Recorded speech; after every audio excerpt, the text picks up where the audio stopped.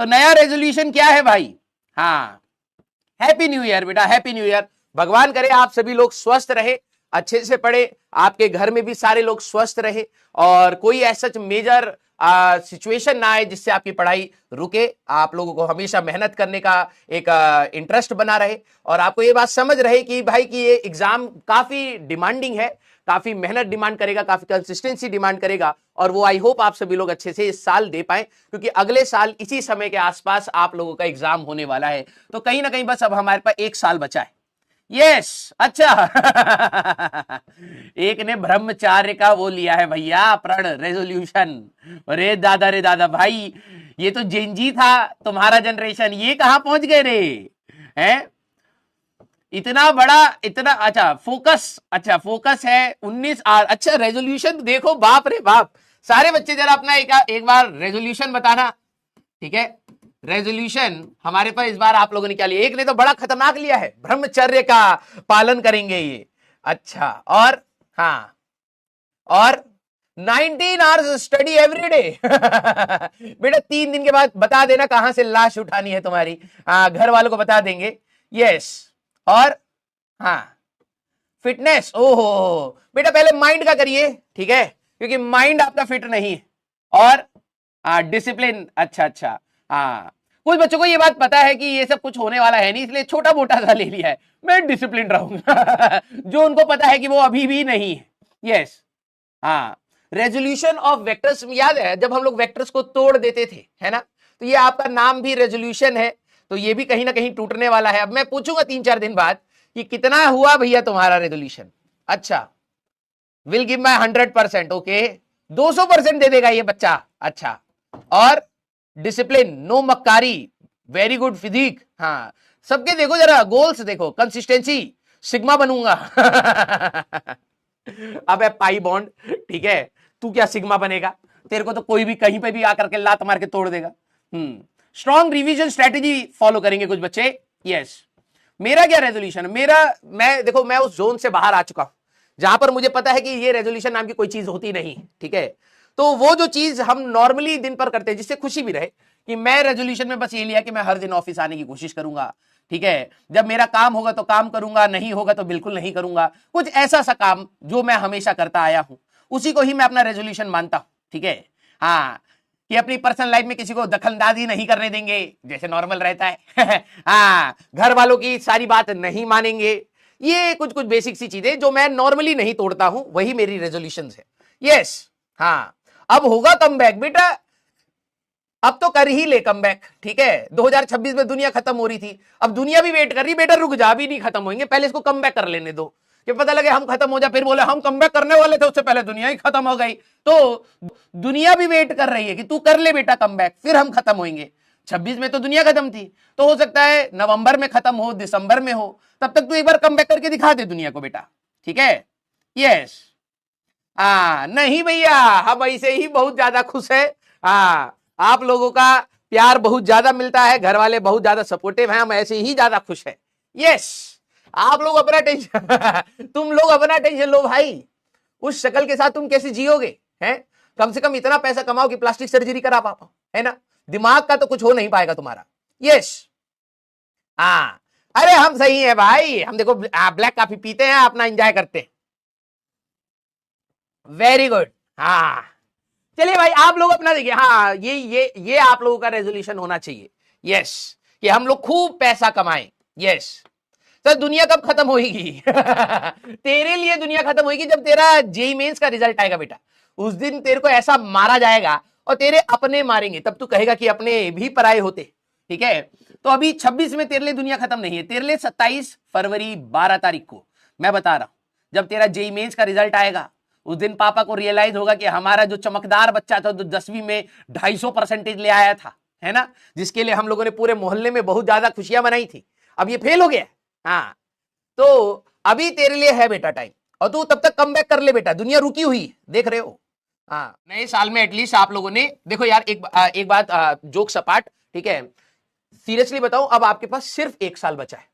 इसी टाइम पर अब अगर लक्ष्य वाले बच्चों को देखा जाए तो वो रिवीजन मोड में है, कोई वो नई चीज पढ़ने की कैपेसिटी नहीं रख पाते, आपका दिमाग बहुत भर जाएगा, इतना सारा कंटेंट है, ठीक है, सिर्फ फिजिक्स केमिस्ट्री मैथ्स में और 11वीं 12वीं दोनों, क्योंकि नॉर्मली क्या होता है, अभी तक आप 9th में या 10th में आप सिर्फ उसी साल की तैयारी करते थे, लेकिन अगले साल जब जनवरी होगा इसी टाइम पर आप लोगों की सिचुएशन बहुत ज्यादा पैनिकिंग होगी, आप लोग जेईई मेंस का फॉर्म भर चुके होंगे, आप लोगों का एडमिट कार्ड आने वाला होगा, ठीक है, और आपका रिवीजन चल रहा होगा और बहुत पैनिकिंग सिचुएशन होगी।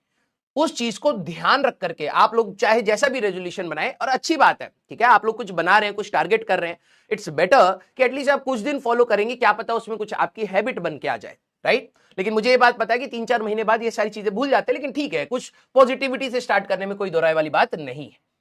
याद रखना बेटा कि आप इस साल जितने एफर्ट्स लगाएंगे उतना ही कंफर्टेबल आपका अगला जनवरी होने वाला है।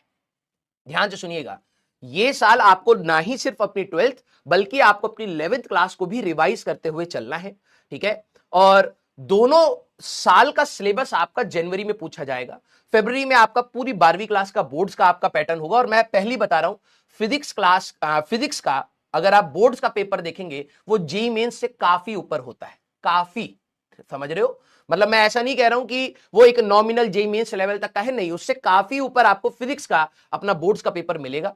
उसमें लिखना जैसे आप 10वीं क्लास में लिखते थे वैसे ही लिखना, representation, diagrams, theory, derivations, definitions, examples, analytical approach, MCQs, passage based problem, case studies, सारी चीजें आती हैं जो जेईई मेंस से थोड़ा सा और बेटर फॉर्मेट में बनता है।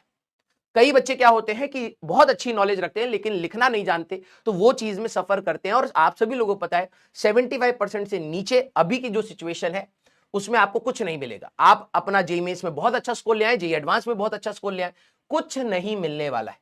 तो आपको अपने स्टेप्स क्लियर होने चाहिए। मैं आपको डराने के लिए नहीं बोलूंगा, लेकिन एटलीस्ट आप इस साल को जब स्टार्ट कर रहे हैं तो एटलीस्ट एक पॉजिटिविटी के साथ ये करिएगा कि हमें इस साल ना ही सिर्फ क्लास 11th को रिवाइज करते हुए चलना है, अपनी 12वीं को भी संभालना है, और 12वीं को भी दो फ्रंट पर संभालना है।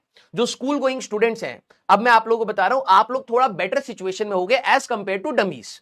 डमीज को क्या होता है, अभी वो कंफर्टेबल जोन में चल रहे हैं, उनको अभी स्कूल के एग्जाम का प्रेशर, प्री बोर्ड्स का प्रेशर अभी नहीं है, तो उनको अभी अंदाजा नहीं होता है कि ये प्रेशर कितना ज्यादा हॉन्टिंग हो जाता है आपके जेईई मेंस की तैयारी में या फिर जेईई एडवांस की तैयारी में।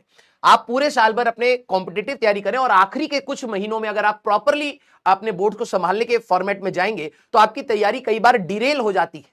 आप समझ नहीं पाते कि इस पर फोकस करूं, इस पर फोकस करूं, किस चीज को पहले रखना चाहिए। तो जो स्कूल गोइंग है, मैं जानता हूं कि आप लोगों के पास एक अलग पेन होता है कि सर हम लोग मैनेज नहीं कर पाते, हमारे पास टाइम कंस्ट्रेंट रहता है। और मैंने हमेशा कहा है कि कोई भी बंदा परफेक्ट तैयारी करके यहां से नहीं निकलता है, कुछ ना कुछ चीजें छूटती हैं, कुछ ना कुछ चीजें नहीं समझ आती, कुछ ना कुछ चीजें खराब हो जाती हैं, ये बहुत नॉर्मल पार्ट है। बट आपका हमेशा प्रयास ये होना चाहिए कि हम मैक्सिमम से मैक्सिमम अपना आउटपुट दे पाए, जितना हम लोग कर सकते हैं उससे ज्यादा करने की कोशिश करें, तभी आप लोग एक बेटर सिचुएशन में यहां पर आएंगे। इस साल आप अपनी 11वीं और 12वीं का दोनों का टारगेट लेकर के चलिएगा। क्या आपको मेरी बात समझ आई बेटा? बेटा 12वीं क्लास के बोर्ड्स को हल्के में मत लेना, अदरवाइज मैं आपको बता रहा हूं बहुत बुरी सिचुएशन बनेगी। क्लियर? यस। और ये साल आप लोगों की लाइफ का एक टर्निंग पॉइंट रहेगा। इसको प्लीज एज अ प्रेशर मत लेना कि सर अगर मैं नहीं कर पाया तो क्या मेरी लाइफ खराब होगी, नहीं।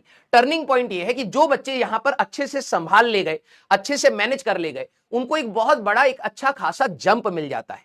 मैं आप डर का माहौल देखो भाई, अगर आप अभी एट प्रेजेंट लक्ष्य वाले बच्चों से भी पूछोगे ना, जो भी सिचुएशन आने वाली होती है मैं उससे पहले ही आपको बता देता हूं। मैंने उनको हमेशा बताया है, 2 महीने पहले बता दूंगा, बेटा ये फील करेगा तू 2 महीने बाद।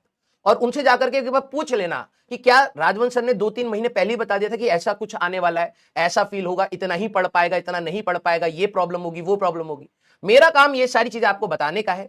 अब जो समझदार को इशारा काफी होता है, अगर आप समझदार हुए तो आप समझ जाएंगे कि यार सर ने कुछ सोच करके बोला होगा, इसको अभी से ही करते हुए चलते हैं।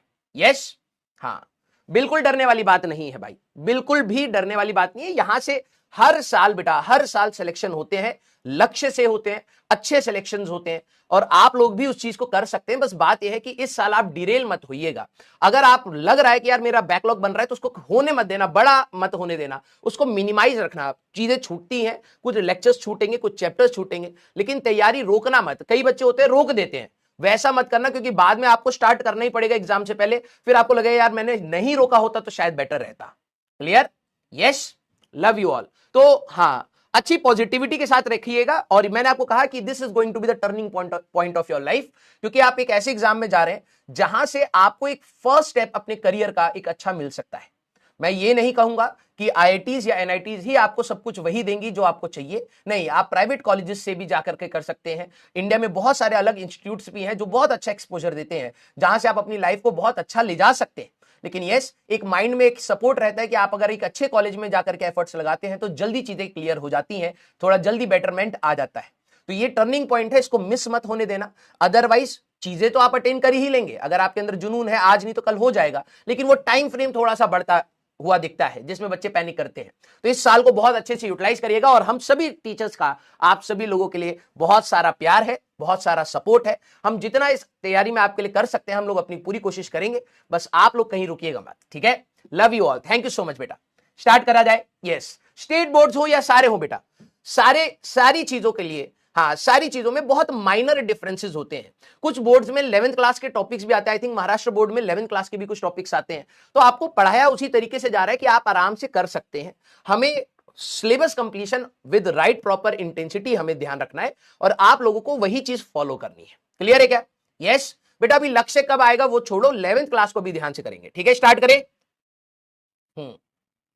वेरी गुड, वेरी गुड, ठीक है। अब बेटा एक चीज मैं आप लोगों को और बोलूंगा, अपने कंफर्ट जोन से बाहर निकलिएगा, ठीक है। इस साल आप लोग अपना रेजोल्यूशन चाहे जो भी रखें, अपने कंफर्ट जोन से बाहर निकलिएगा। इमोशनल फ्रंट हटा दीजिएगा इस तैयारी में। मैंने लक्ष्य वालों को भी ये बात बोली थी कि इमोशनल होकर के तैयारी मत करिएगा। इमोशनल होकर के कि यार कि भाई ये नहीं हुआ तो बुरा लग रहा है, पेरेंट्स ने ऐसे बोल दिया तो बुरा लग रहा है, मेरे मार्क्स नहीं आए तो मेरे को बुरा लग रहा है, दूसरे आगे निकल गए तो बुरा, ये अगर करोगे तो खत्म हो जाओगे।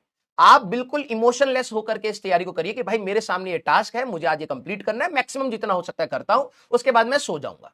ये एक साल आपको अब करना है। कई सारे सेक्रीफाइसेस आपको इस साल करने पड़ सकते हैं, और वो सेक्रीफाइसेस जो भी आप करेंगे, मैं बिलीव मी, अगर आप एक अच्छे कॉलेज में जाते हैं आप उससे बेटर एक्सपोजर के साथ कर सकते हैं। भले आपका डांसिंग है, सिंगिंग है, स्पोर्ट्स है, कुछ भी है, गेमिंग है, आपको सब का मौका मिलेगा। लेकिन ये जो पढ़ाई करने का टाइम है, अगर आपने ये गवा दिया, इसका मौका शायद आपको उतना बेहतर रूप में नहीं मिलेगा, ठीक है। तो आप अगर अपने एंड पे कोई भी सेक्रीफाइसेस कर रहे हैं, आप ये मान करके चलिएगा कि बस एक साल की बात है, एक बार इस एग्जाम को अपने फुल शिद्दत के साथ एक बार दे लेते हैं, देखते हैं कितना अच्छा किया जा सकता है इसमें, और अगर स्कोप ऑफ इंप्रूवमेंट हुआ तो कितना होगा, वो एक बार क्लियर हो जाए बेटा, तब आप अपने सारे जितने, क्योंकि लाइफ यहां पे खत्म नहीं हो रही, आपको अगर आपके कोई भी इंटरेस्ट है, पर्सनल इंटरेस्ट है, वो आप आराम से कर सकते हैं एक अच्छे कॉलेज में जाकर के।